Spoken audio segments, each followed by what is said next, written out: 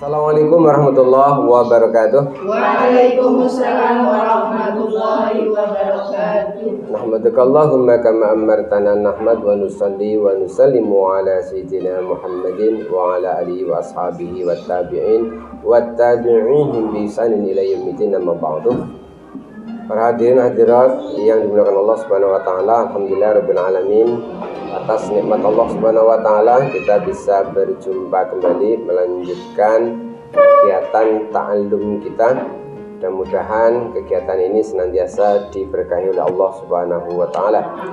Salat dan salam kita aturkan pada junjungan kita Rasulullah Nabi Muhammad sallallahu alaihi wasallam. Mudah-mudahan dengan mahabbah rasa cinta kita pada beliau, maka kita akan diberi syafaatnya pada hari kiamat nanti. Amin ya rabbal alamin. Silahkan dibuka surat Al-Kahfi ayat pertama dan kedua. Pada kesempatan kali ini kita akan membahas tentang bacaan saktah yang ada di surat Al-Kahfi ayat pertama. Sudah semuanya? Baik.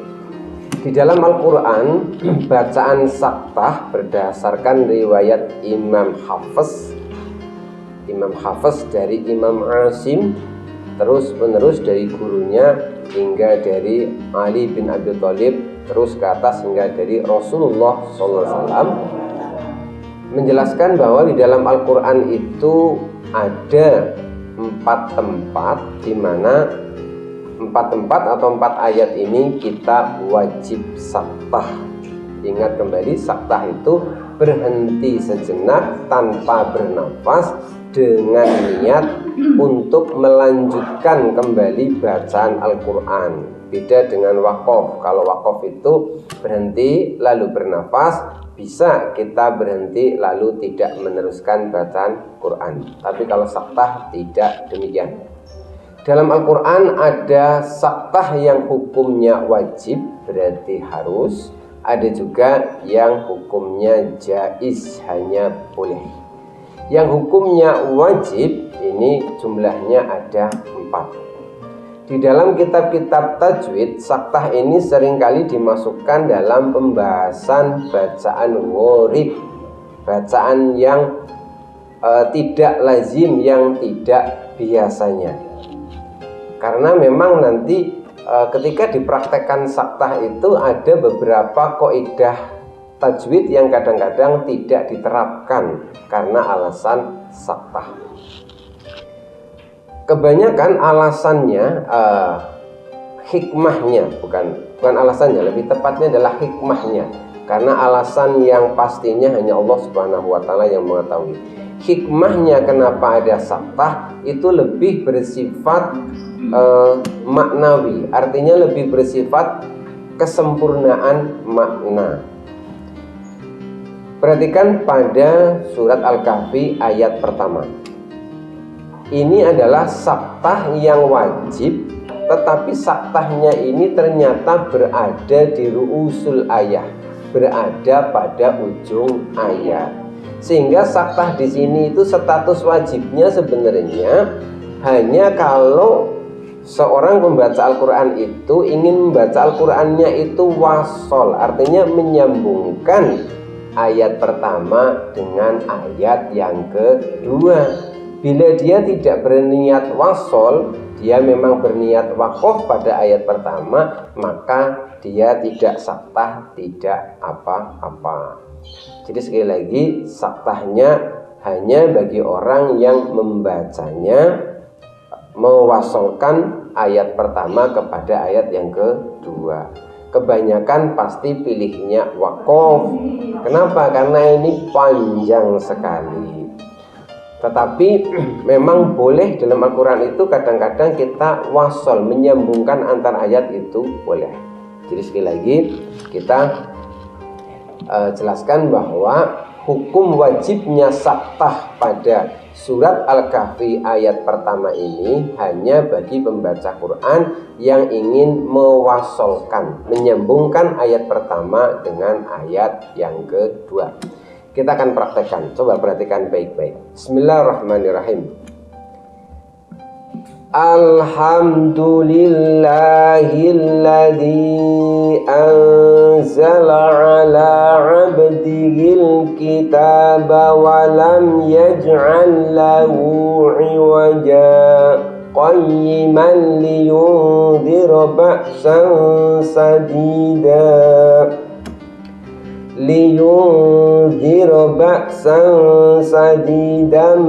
min ladunhu wa yubashshiral mu'minina alladhina ya'maluna as-solihati anna lahum ajran hasana. Ya, panjang sekali dua ayat ini sehingga jarang sekali yang sanggup membaca dengan satu nafas. Tapi bukan berarti tidak ada yang sanggup, banyak yang sanggup, yang bacaannya sudah terbiasa, nafasnya panjang, sanggup-sanggup saja membaca ini dengan satu nafas. Saktah pada ayat pertama ini, saktah dengan mengganti tanwin, fathah tanwin dengan fathah yang dibaca panjang, lalu berhenti tanpa nafas. Hikmahnya kenapa di sini ada saktah berdasarkan penjelasan ulama adalah begini. Apabila tidak disaktah, kemudian bacaannya wasol. Apabila tidak disaktah, kemudian bacaannya diwasol, berarti akan terjadi hukum ikhfa, ya. Walam yaj'al lahu 'iwajan qayyima, seperti itu. Karena ada tanwin bertemu dengan qaf. Itu apabila dibaca dengan cara wasol tanpa saktah. Namun karena dibaca wasol dengan saktah, maka fathah tanwinnya hukumnya itu sama dengan fathah tanwin ketika waqaf, berarti berlaku mad iwad, di mana ada fathah tanwin dalam keadaan berhenti berubah menjadi fathah panjang, satu alif atau dua harokat. Kemudian tadi di awal saya jelaskan bahwa saktah di sini lebih berkaitan dengan makna. Karena apabila tidak disaktah, bagi orang yang memahami makna ini rawan terjadi kesalahpahaman dalam memaknai ayat ini. Kita lihat dulu maknanya. Alhamdulillahi, alhamdu segala puji, lillahi hanyalah milik Allah Subhanahu wa ta'ala. Alladzi anzala, yang telah menurunkan, ala abdihi, kepada hambanya, maksudnya kepada Nabi Muhammad sallallahu alaihi wasallam. Al-kitaba, menurunkan Alkitab, yaitu Al-Quran. Walam yaj'al lahu, dan Allah itu tidaklah menjadikan Al-Quran tersebut iwajan, bengkok. Segala puji hanyalah bagi Allah yang telah menurunkan Al-Quran kepada hambanya, dan Allah tidak menjadikan Al-Quran itu bengkok. Artinya Al-Quran itu isinya petunjuk-petunjuk untuk kehidupan yang lurus. Kemudian kalau kita melihat permulaan ayat yang kedua, ini lafadznya mirip-mirip, gitu ya, lafadznya mirip-mirip. Pada iwajan, huruf terakhirnya berharokat fathah tanwin atau tanwin fathah. Kemudian qayyiman ini juga sama. Bagi orang yang belajar bahasa Arab, ini dikhawatirkan terjadi kesalahpahaman bahwa qayyiman ini bisa disalahpahami menjadi na'at, menjadi kata sifat dari iwajan. Karena na'at itu mengikuti man'ut, sifat itu mengikuti yang disifati. Misalkan dalam contoh yang lain, masjidun, masjid, masjidnya besar, masjidun kabirun, sama bentuknya. depannya domaten, belakangnya domaten. Masjidun kabirun. Kalau masjidan kabirun, masjidin kabirin, seperti itu. Jadi ini kalau tidak disaktah dikhawatirkan terjadi kesalahpahaman. Dimana kalau lafadz qayyiman ini dianggap benar-benar kata sifat, maka maknanya itu menjadi rusak. Kita lihat makna ayat yang berikutnya, makna yang sebenarnya. Qayyiman, Allah itu menjadikan Al-Quran, jadi ini menyimpan sebuah kalimat yang tidak ditulis. Allah itu yang benar menjadikan Al-Quran itu qayyiman, lurus, tegak lurus, pedoman hidup yang tegak lurus. Liyudhiro, agar dengan Al-Quran ini Nabi Muhammad bisa memberi peringatan ba'san syadidan min ladunhu, tentang adanya siksaan yang berat di sisi Allah Subhanahu wa taala. Wa yubasyirul mu'minin, dan agar dengan Al-Quran ini Rasul itu memberikan kabar gembira kepada orang-orang mukmin. Alladzina ya'maluna sholihat, yaitu orang-orang yang beramal soleh. Apa kabar gembiranya? Annalahum ajran hasanan, bahwa bagi orang-orang mukmin tersebut telah disediakan pahala yang baik, pahala yang banyak. Ini makna yang sebenarnya. Tetapi apabila cara bacanya wasol dan tidak disaktah, maka maknanya bisa berubah. Berubah begini. Misalkan tidak disaktah, walam yaj'al lahu 'iwajan qayyiman liyundhira ba'san sadida. Maknanya menjadi begini, dan tidaklah Allah menjadikan Al-Quran itu bengkok. Tidaklah Allah menjadikan Al-Quran yang bengkok itu menjadi lurus. Berarti seakan-akan Al-Quran itu sebelumnya bengkok lalu dijadikan menjadi lurus. Inilah pemaknaan yang keliru. Maka supaya tidak salah dalam memaknai ayat ini, maka disaktahkan. Jadi sekali lagi, bagi yang membaca dengan cara wasol antara ayat pertama dengan kedua, maka wajib saktah. Tujuannya agar tidak menimbulkan kesalahpahaman, terutama dari segi makna. Itu alasan saktah pada surat Al-Kahfi ayat pertama jika bacanya wasol dengan ayat yang kedua. Nanti ada saktah-saktah di tempat yang lain, misalkan di surat Yasin ayat 52 yang berbunyi, qalu ya wailana man ba'asana min marqadina hada ma wa'ada ar-rahmanu wa sadaqal mursalun. Kalau tadi saktahnya itu bagi yang wasol menyambungkan dua ayat, tapi di surah Yasin ini satu ayat. Saktahnya ada di tengah-tengah ayat. Hikmahnya kenapa di situ disuruh saktah? Untuk memberitahu bahwa walaupun satu ayat, tetapi sebenarnya isinya itu adalah ucapan dua kelompok orang yang berbeda. Yang pertama adalah perkataannya orang-orang kafir, yang kedua adalah perkataannya orang-orang mukmin. Di dalam kitab-kitab tafsir dijelaskan bahwa itu perkataan mereka nanti pada hari kiamat ketika dibangkitkan dari kubur. Orang kafir berkata, aduh celaka, siapakah yang membangkitkan kami ini? Orang kafir pada waktu itu belum sadar bahwa itu adalah hari kiamat. Lalu bangkit dari kubur.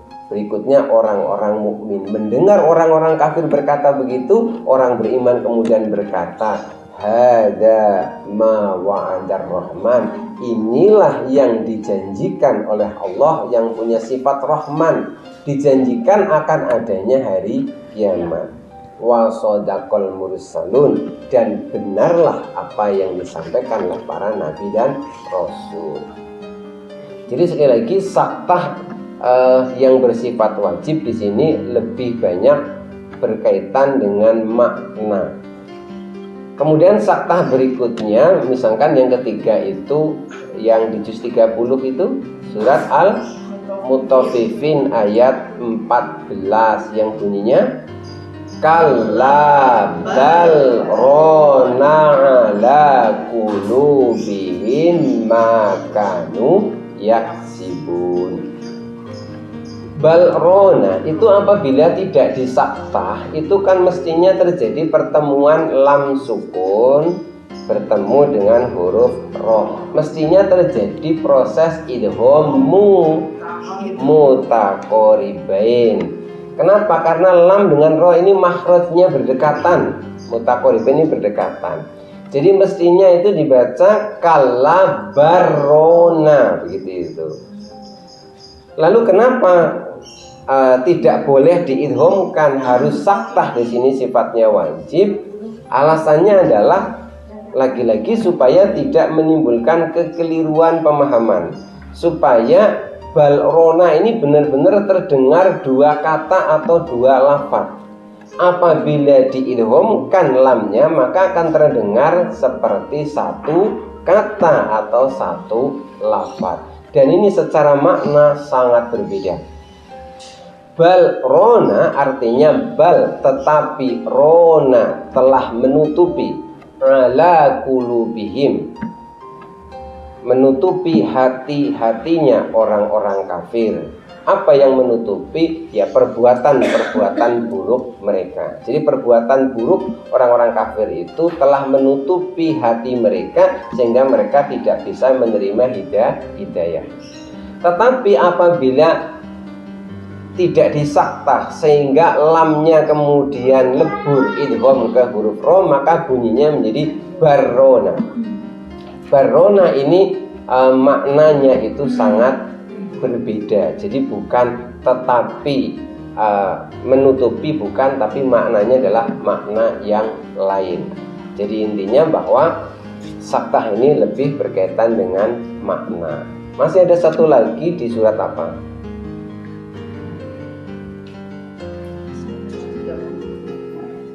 Ya, sementara begitu dulu. Jadi intinya bahwa saktah itu, ada yang ingat? Berhenti sejenak dan tanpa mencuri nafas. Maksudnya saktah itu ada di 4 tempat yang wajib. Ada yang, ya, di buku pintar apa itu? Satu lagi surat apa? Di buku pintar juga ada. Al-Qiyamah kalau tidak salah ya. Ya, nanti di ya jilid 6 belakang. Saktah bagian belakang. Di Al-Qiyamah ayat 7. Ya, satu lagi yang saktah wajib di Al-Qiyamah ayat 27. Ya, bunyinya adalah qila wa qila man roq, begitu. Itu apabila tidak disaktah, maka nun akan idgham ke huruf ro. Jadilah hukum idgham bila guna. Ini juga sama hikmahnya, agar tidak terdengar sebagai satu kata atau satu lafaz. Jadi biar memang ini dua kata, man sendiri, roh sendiri. Man itu artinya siapa, roh itu artinya zat yang menyembuhkan. Sedangkan apabila tidak disaktah, maka ini bisa sambung sehingga bunyinya menjadi marro, atau ada yang menyebut mirip dengan murro yang artinya sangat berbeda, artinya pembantah. Ada juga makna lainnya adalah kaldu.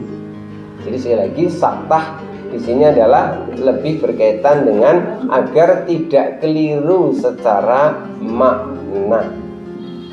Demikian tentang saktah wajib yang ada di dalam Al-Quran. Mudah-mudahan bisa dipahami bersama-sama. Terima kasih. Bila taufiq wal hidayah. Wassalamualaikum warahmatullahi wabarakatuh.